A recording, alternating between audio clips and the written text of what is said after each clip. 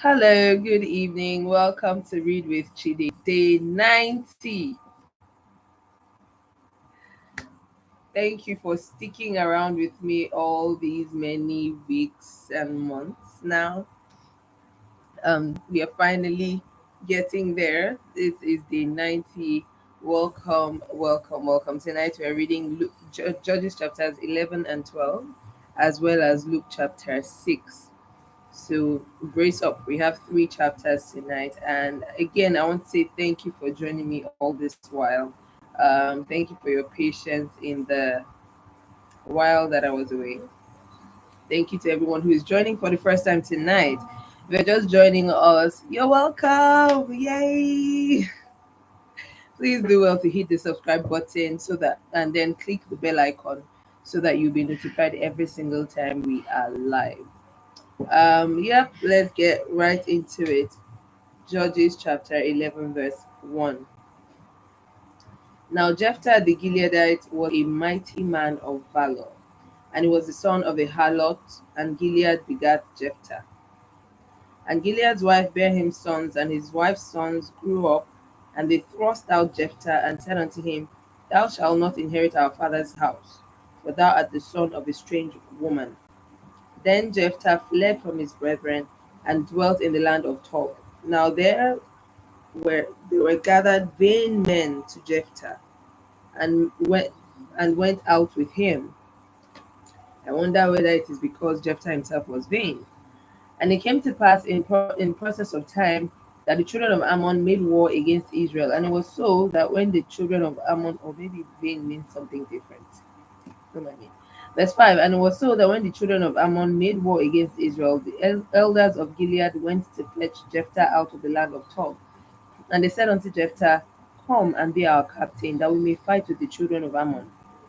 And Jephthah said unto the elders of Gilead, Did not ye hate me, and expel me out of my father's house? And why are ye come unto me now when ye are in distress?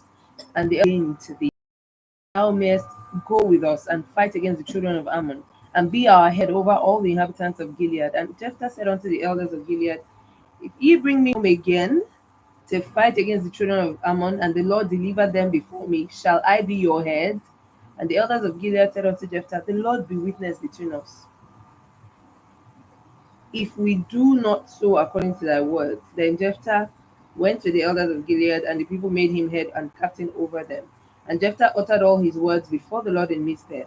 And Jephthah sent messengers unto the king of the children of Ammon, saying, What hast thou to do with me, that thou art come against me to fight in my land? And the king of Judah and of Ammon answered unto the messengers of Jephthah, Because Israel took away my land, when they came up out of Egypt from Arnon even unto Jabbok and unto Jordan. Now therefore restore these lands again peaceably. And Jephthah sent messengers unto the king of the children of Ammon, and said unto him, Thus said Jephthah, Israel took not away the land of Moab, nor the land of the children of Ammon. But when Israel came up from Egypt and walked through the wilderness unto the Red Sea and came to Kadesh, then Israel sent messengers unto the king of Edom, saying, Let me, I pray thee, pass through thy land. But the king of Edom would not hearken thereto. And in like manner they sent unto the king of Moab, and he would not consent, and Israel abode in Kadesh. Then they went along through the wilderness and compassed the land of Edom and the land of Moab, and came to the east side of the land of Moab, and pitched on the other side of Arnon, but came not within the border of Moab, for Arnon was the border of Moab. And Israel sent messengers unto Sihon, king of the Amorites, the king of Heshbon. And Israel said unto him, Let us pass, we pray thee, through the land into my place. But Sihon trusted not Israel to pass through his coast. But Sihon gathered all his people together and pitched in Jahaz, and fought against Israel. And the Lord God of Israel delivered Sihon and all his people into the hand of Israel, and they smote him. So Israel possessed all the land of the Amorites, the inhabitants of that country, and they possessed all the coasts of the Amorites, from Arnon unto Jabbok, and from the wilderness unto Jordan. So now God of Israel hath dispossessed the Amorites from before his people Israel, and shouldest thou possess it? Wilt not thou possess that which Chemosh thy God giveth thee to possess? So whomsoever the Lord our God shall drive out from before us, then will we possess. Now art thou any better than Balak the son of Zippor, king of Moab? Did he ever strive against Israel, or did he ever fight against them? While Israel dwelt in Heshbon and her towns in Aroah and her towns and in all the cities that be along the coast of Arnon, 300 years. Why therefore did ye not recover them within that time? Wherefore I have not sinned against thee, but thou doest me wrong to war against me. The Lord, the judge, be judged this day between the children of Israel and the children of Ammon. Howbeit the king of the children of Ammon hearkened not unto the words of Jephthah, which he sent him.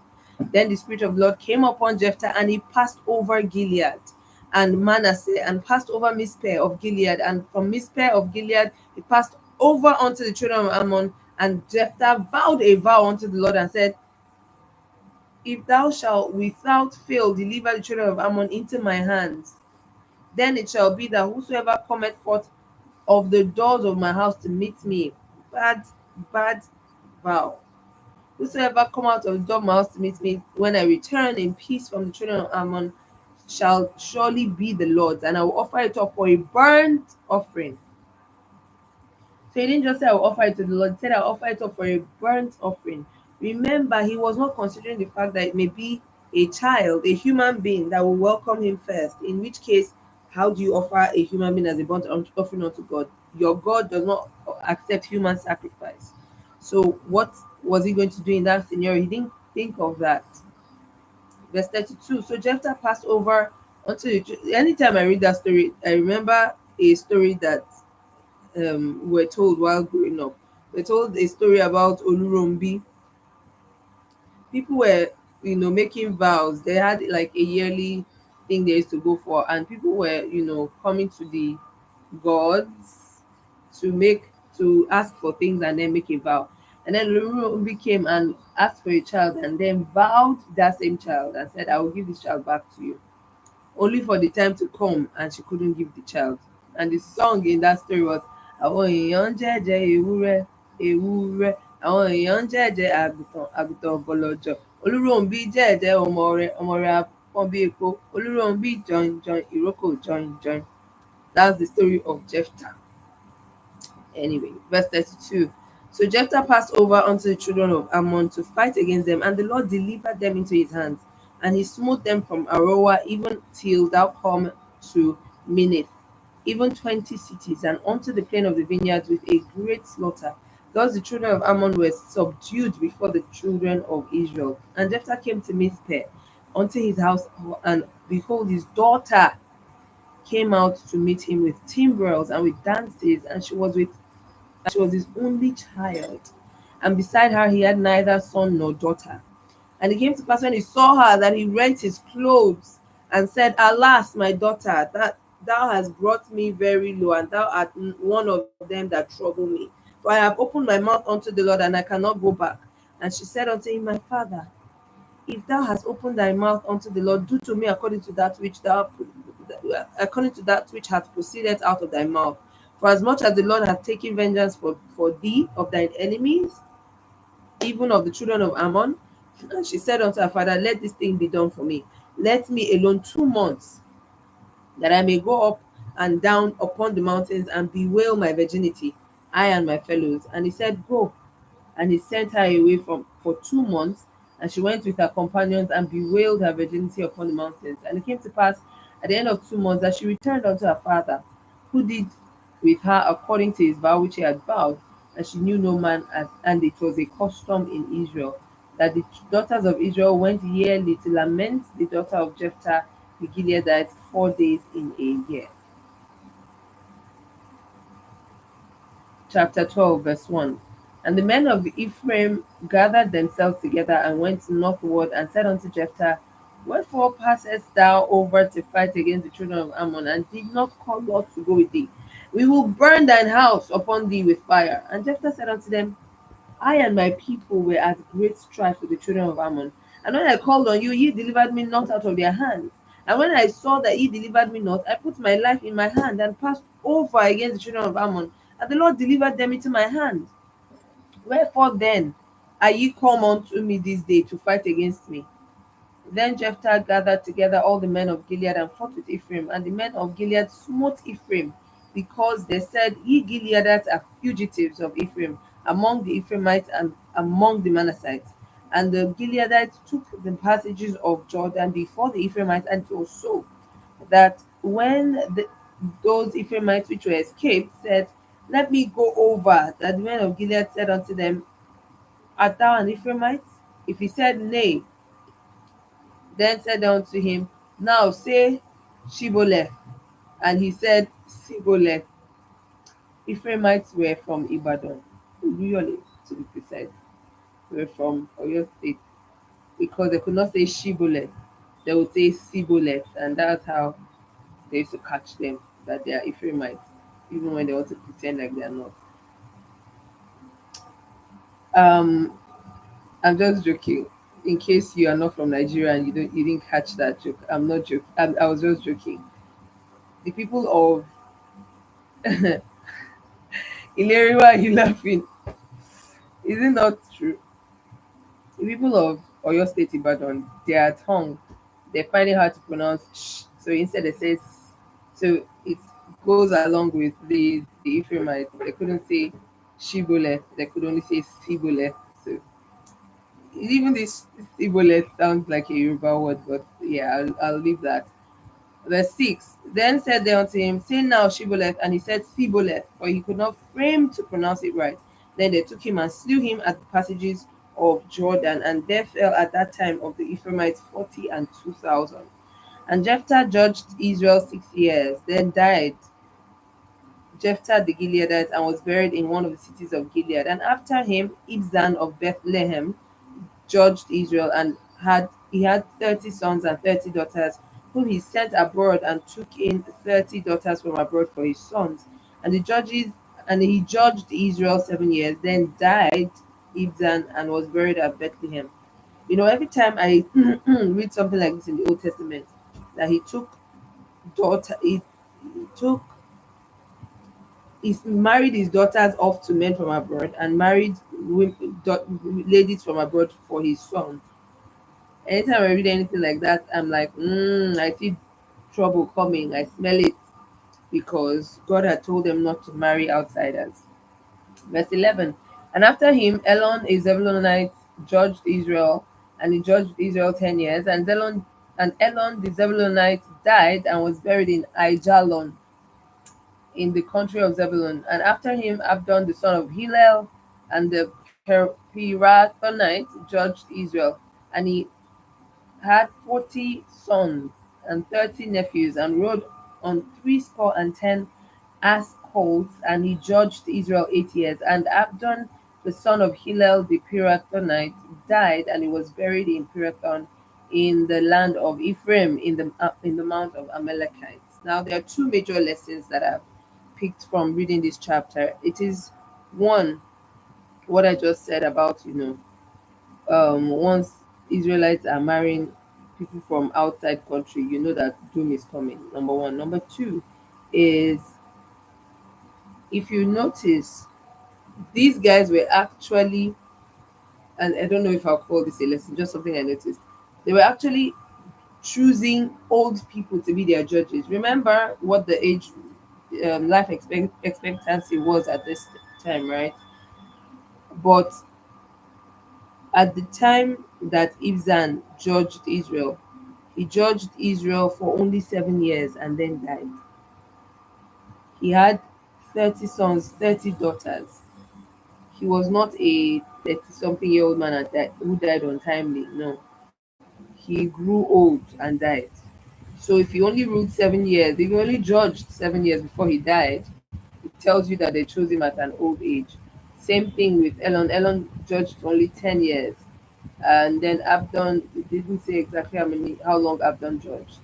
Um, right? Okay, 8. He judged Israel for 8 years, and he died. So they were choosing old people. And why did I point that? It is part of our humanness to choose people who look like they've been through a lot and they know more than most people, and they've seen many seasons, and so they can more easily make quick decisions when they see this, they know, okay, this is what most likely will happen because of their experience from age. Am I saying this is right or wrong? No, I'm not saying it's right, I'm not saying it's wrong. I'm only saying it's something you would notice with many different countries across the world, not just third world countries. First world countries generally choose old people to be their leaders as well. It's just a human thing. I think that's what I want to point out. It's a human thing. It's not a African thing, or yeah, it's a human thing to choose someone who looks like they are wise, they know stuff, they've been through stuff, they've gathered a lot of experience. Yeah. Moving on to Luke chapter 6 and verse 1. And it came to pass on the second Sabbath after the first that he went through the cornfield, and his disciples plucked the ears of corn and did eat, rubbing them in their hands. And certain of the Pharisees said unto them, why do ye that which is not lawful to do on the Sabbath day? And Jesus answering them said, have ye not read so much as this, that when David, when himself was an hungered, and they which were with him, that he entered into the house of God and did take and eat of the shewbread, and gave also to them which were with him, which is not lawful to eat, but for the priests alone. And he said unto them, that the Son of Man is Lord also of the Sabbath. I am Lord of the Sabbath. I am Jesus. And verse 6, and it came to pass also on another Sabbath that he entered into the synagogue and taught. And there was a man whose right hand was withered, and the scribes and Pharisees watched him, whether he would heal on the Sabbath day, and they might find an occasion against him. But he knew their thoughts, and said to the man which had the withered hand, rise up and stand forth in the midst. And he arose and stood forth. And the Lord said unto him, and the Lord and then said Jesus unto them, I will ask you one thing. Is it lawful on the Sabbath day to do good or to do evil, to save life or to destroy it? And looking round about upon them all, he said unto and looking round about upon them all, he said unto the man, stretch forth thy hand. And he did so, and his hand was restored whole as the other. And they were filled with madness and communed with one another what they might do to Jesus. And it came to pass in those days that he went into a mountain to pray, and continued all night in prayer to God. And when it was day, he called unto him his disciples, and of them he chose 12, whom also he named apostles: Simon, whom he also named Peter, and Andrew his brother, James and John, Philip and Bartholomew, Matthew and Thomas, James from the James the son of Alphaeus, and Simon called, and Judas the brother of James, and Judas Iscariot, which also was the traitor. And he went with him and stopped in the plain, and the company of his disciples and a great multitude of people out of and a great multitude of people out of all Judea and Jerusalem, and from the sea of coast of Tyre and Sidon, which came to hear him and to be healed of their diseases. And they were vexed with unclean spirits, and they were healed. And the whole multitude sought to touch him, for there went a virtue out from him and healed all of them. And he lifted up his eyes on his disciples and said, blessed be ye poor, for yours is the kingdom of God. When Blessed are ye that hunger now, for ye shall be filled. Blessed are ye that weep now, for ye shall laugh. And blessed are ye when men shall hate you, and when they shall separate you from their company, and shall reproach you and you and cast out your name as evil for the Son of Man's sake. Rejoice now, rejoice. Rejoice ye in that day, and leap for joy, for behold, your reward is great in heaven. This is where they took that saying from. Oh, your reward is in heaven. Your reward is great in heaven, for in the like manner did your fathers unto the prophets. But woe unto you that are rich, for ye have received your consolation. Woe unto you that are full, for ye shall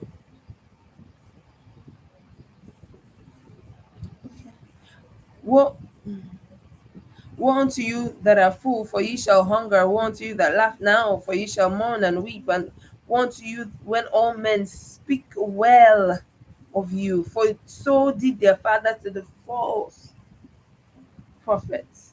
But I say unto you, which hear, love your enemies, do good to them which hate you, bless them that curse you, and pray for them that despitefully use you. And unto him that smiteth thee on the one cheek, from and unto him that smiteth thee on one cheek, offer also the other. And him that taketh away thy cloak, forbid not to take thy coat also. Give to every man that asketh of thee, and of him that taketh away thy goods, ask them not again. And as ye would that men should do to you, do ye also to them likewise. For if ye love them which love you, what thank have you? For sinners also love those who love them. It's not hard, it's not rocket science. Everybody's doing it, loving those who love them alone. But you as a believer, you've been called to what? More. You've been called to more. Verse 33. And if ye do good to them which do good to you, what thank have ye? For sinners also do the same. And if ye lend of them whom and if ye lend of them whom ye hope to receive, what think what thank have ye? For sinners also lend to sinners to receive as much again. But love ye your enemies, and do good and lend, hoping for nothing again, and your reward shall be great. And ye shall be the children of the Most High. Ye shall be the children of the Highest, for His kind, and unto the highest, and ye shall be the children of the Highest, for He is kind unto the unthankful, and He is kind unto the unthankful and to the evil. Be ye therefore merciful, as your Father also is merciful. Verse 37. Judge not, and ye shall not be judged. Condemn not, and ye shall not be condemned. Forgive, and ye shall be forgiven. These things go hand in hand. Verse 38. Give, and it shall be given unto you. Good measure, pressed down and shaken together, and running over, shall men give unto your bosom. For with the same measure that ye mete out, for the measure Hmm. For with the same measure that ye meet withal, it shall be measured to you again. And he spoke a parable unto them. Can the blind lead the blind? Shall they not both fall into the ditch? The disciple is not above his master, but everyone that is perfect shall be as his master. And why beholdest thou the mote that is in thy brother's eye, but perceiveth not the beam that is in your own eyes? Either how can thou say unto thy brother,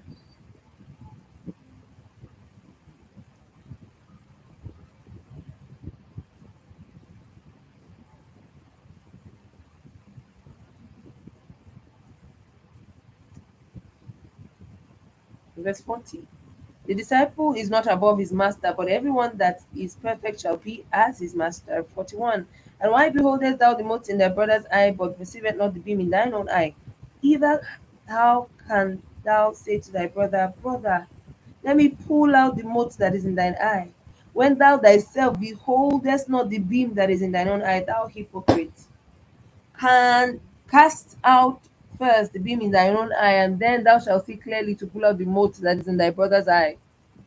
For a good tree bringeth not forth corrupt seed, neither doth a corrupt tree bring forth good fruit. For For a good tree bringeth not forth corrupt fruit, neither doth a corrupt tree bring forth good fruit. For every tree is known by his owner's fruit, by his own fruit rather. For of thorns men do not gather figs, nor of a bramble bush gather they grapes. A good man out of the good treasure of his heart bringeth forth that which is good, and an evil man out of the evil treasure of his heart bringeth that which is evil. For of the abundance of the heart the mouth speaketh. Verse 46.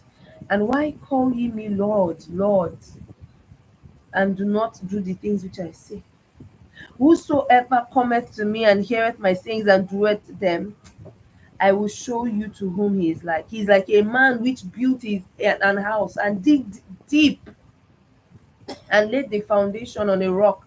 And when the flood arose, the stream beat vehemently upon the house and could not shake it, for it was founded upon a rock. But he that heareth and doeth not, he is a man that without a foundation built an house upon the earth, against which the stream did beat vehemently, and immediately it fell. And the ruin of that house was great. May God bless the reading of His word. I think Luke chapter 6 is just filled with gems back to back to back to back to back to back. And, a lot to unpack, a lot to learn from this chapter, really. Um, it's important to be content with what you have. So, um, yeah. Tell me, what stood out to you while we read?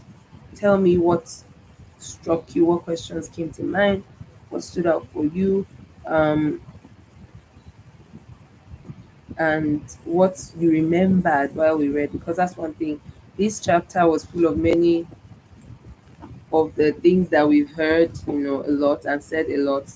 Whatever measure you measure out with, it will begin back to you, press and shaking together, running over. Yeah. Thank you once again. Thank you, Larry, for joining me tonight. Thank you, everybody else that is live with me who I don't know because you have not commented. Do have a lovely night rest. See you again tomorrow. Special shout out to everyone who reaches out when I am not um when I am not, you know, showing up here. Thank you very much. It's really helpful. It does a lot to remind me that there are people who look forward to this, and even if it is one person, I will keep doing this until we are done. Thank you. There is if everyone likes you, you may be doing something like exactly. I think this chapter was just full of so many gems, so many gems. Thank you once again. Have a lovely, lovely, lovely, lovely night rest. See you tomorrow.